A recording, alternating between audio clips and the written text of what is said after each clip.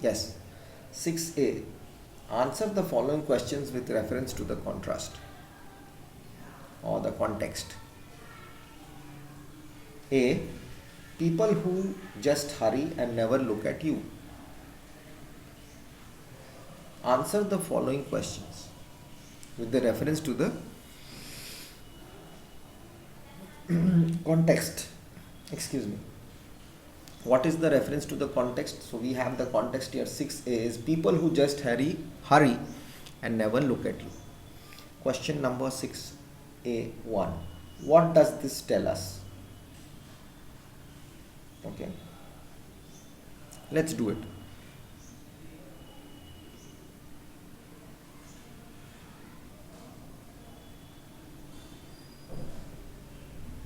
Okay.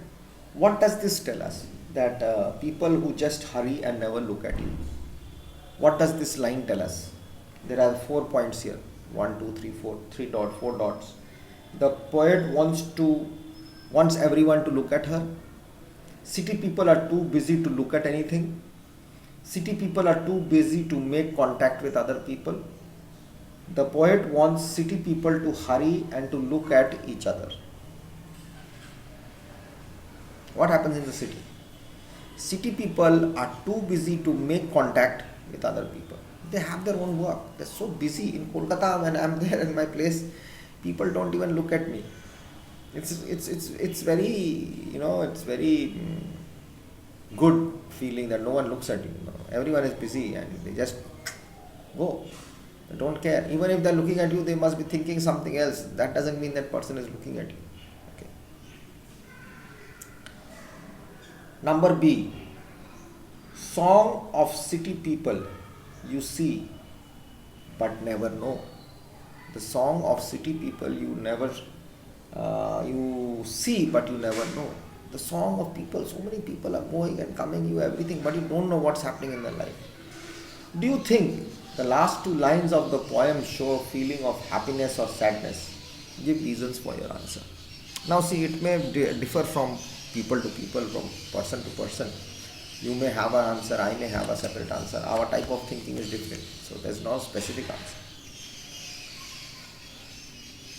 My part of answer is, I think the last two lines of the poem show a feeling of sadness. They depict how the fast pace of city makes people so busy and involved in their own life that they don't even have time to meet or greet other people. Despite being surrounded by so many people in the city, no one really knows each other.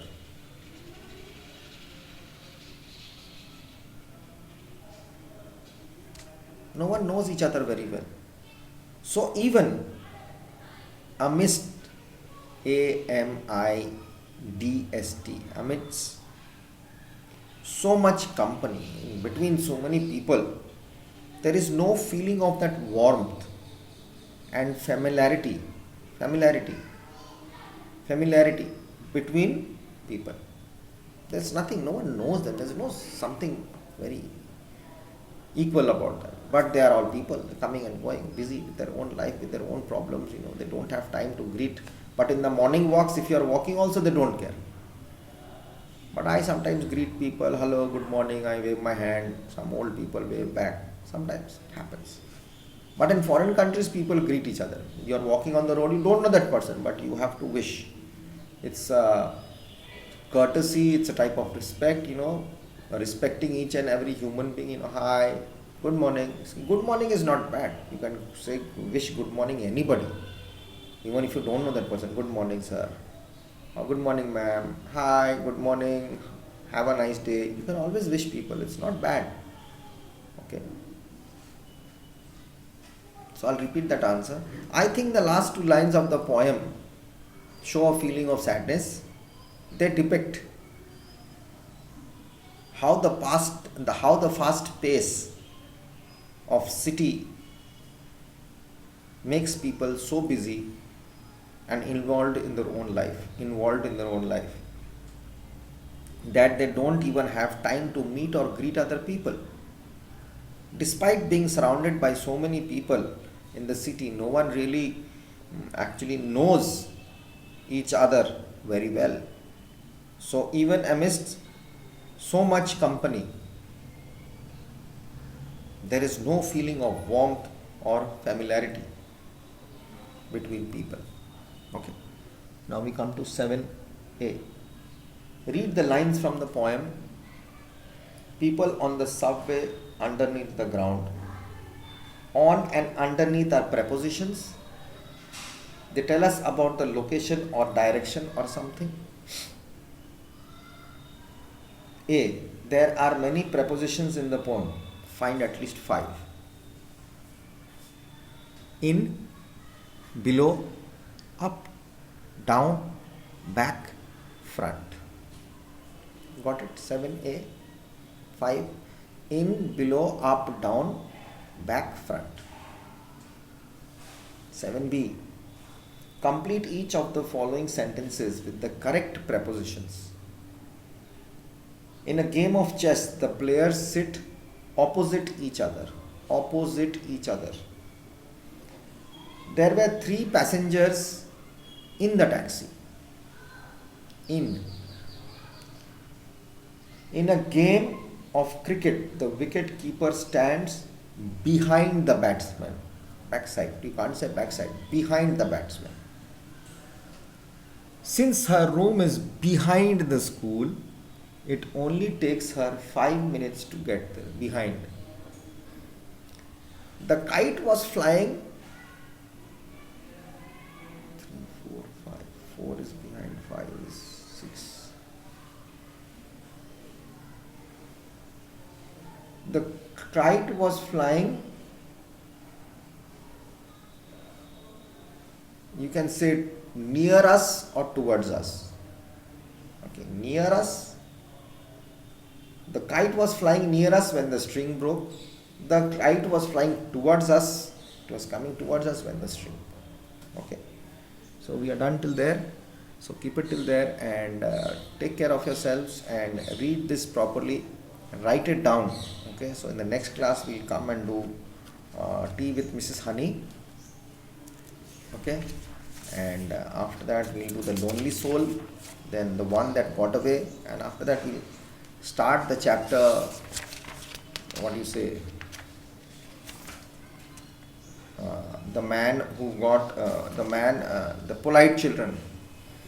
I'll just brief you about the polite children is,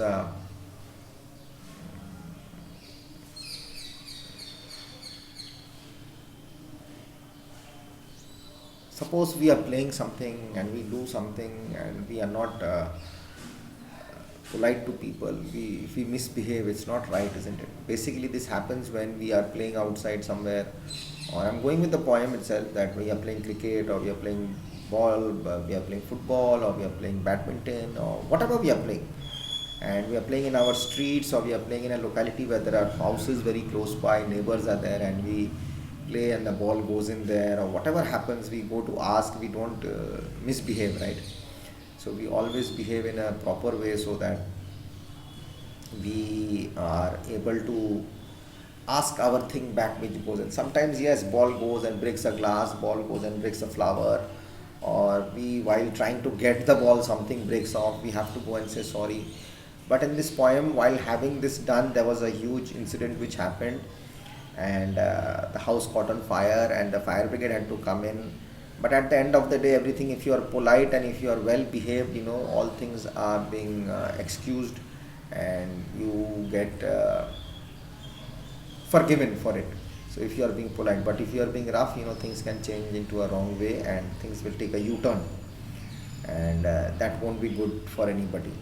So that's all about that poem in the next part. And the writer of the poem is also actually, he never had books. They were from a very poor family and he never had books. He always wanted to study. And suddenly what happens is that, it's a very nice, it's always also a sad thing to know that people who want to study and they don't have books to study. So that's also a very sad part to know, that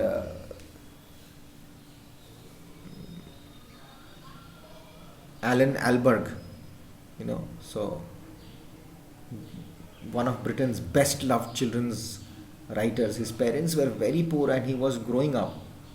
When he was growing up, he had no books to read.